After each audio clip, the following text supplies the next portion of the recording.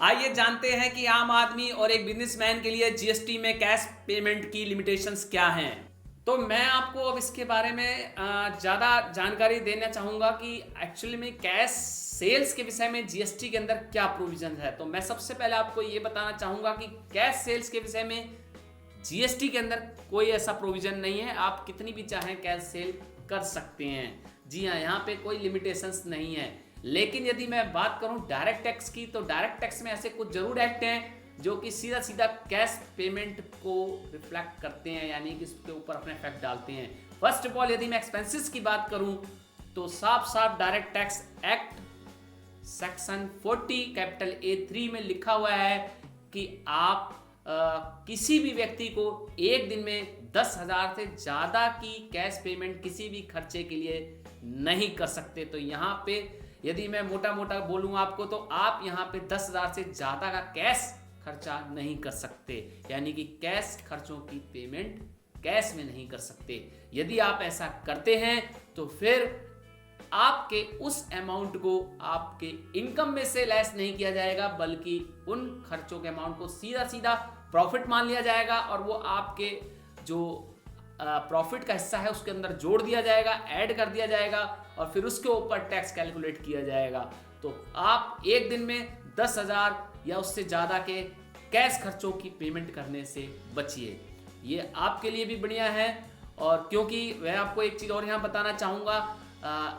2017-18 financial year act में ये जो सेक्शन 40 कैपिटल A3 में जो एक्ट के तहत ये 10,000 लिमिट का जो प्रावधान रखा गया कैश लिमिट का, इससे पहले जो हमारा एक्ट था, यानी कि 16-17 के टाइम में जो भी हमारा उस टाइम में एक्ट चल रहा था, उसमें जो लिमिट थी वो 20,000 की थी यहाँ कैश लिमिट की, यानी कि 20,000 तक के आप खर्चों की नगद पेमेंट कैश पेमेंट कर सकते थे। लेकिन अब जो सेक्शन 40 A3 में जो प्रावधान आया है, जो प्रोविजंस के अंदर जो सुधार किया गया है, वो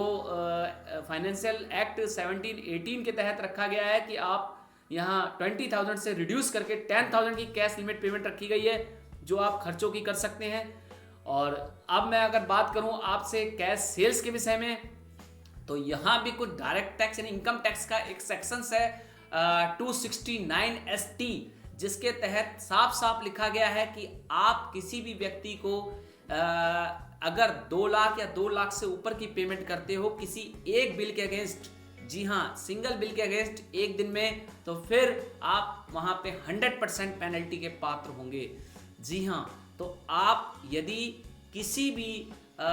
B2B की बात करें हम, अगर आप किसी को भी 2 लाख का आपने कैश सेल बिल काटा है और उसको आप 2 लाख की कैश पेमेंट करने जा रहे हैं, तो फिर आप यहाँ पे अलर्ट हो जाइए, आपके ऊपर 100% पेनल्टी लगने वाली है। तो इस चीज़ से आप अवॉइड कीजिए। इसके साथ साथ मैं एक चीज़ और आपको समझाना चाहूँगा, यदि आपने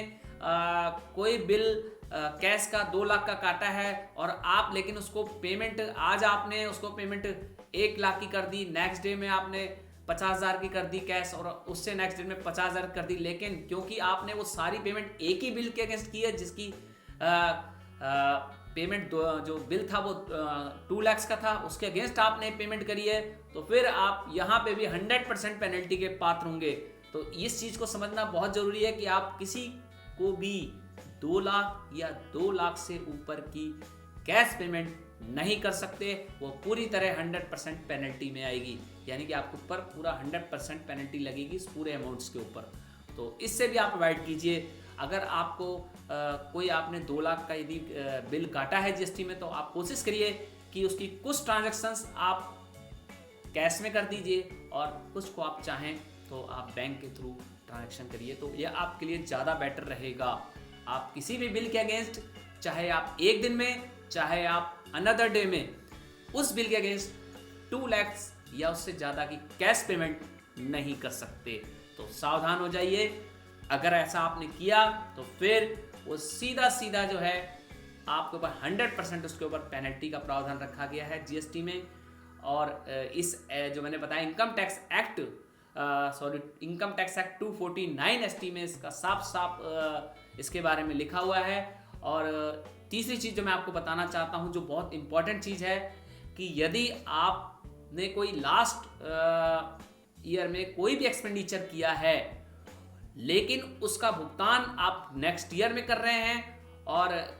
एक दिन में 10,000 से ज़्यादा का कैश पेमेंट कर रहे हैं किसी एक व्यक्ति को, तो फिर वो जो अमाउंट है वो उस नेक्स्ट ईयर की इनकम मान लिया जाएगा और उसको ऊपर फिर जो है टैक्स कैलकुलेट किया जाएगा। तो थोड़ा सा आप यहाँ भी सावधानी बरतें और मुझे आशा है कि आपको मेरा वीडियो अच्छा लगा होगा, और यदि अच्छा लगा तो आप इस मेरे चैनल्स को सब्सक्राइब कीजिए और मेरे आने वाले जितने भी अपडेट वीडियो हैं उनको लगातार देखते रहिए। अपने फेसबुक पे अपने फ्रेंड्स को, अपने रिलेटिव को ट्विटर, व्हाट्सअप या फेसबुक जो भी आप यूज़ करते हैं उसके थ्रू हमारी इंफॉर्मेशन फॉरवर्ड करते रहिए, सब्सक्राइब करते रहिए और मुस्कुराते रहिए। So thank you, have a nice day.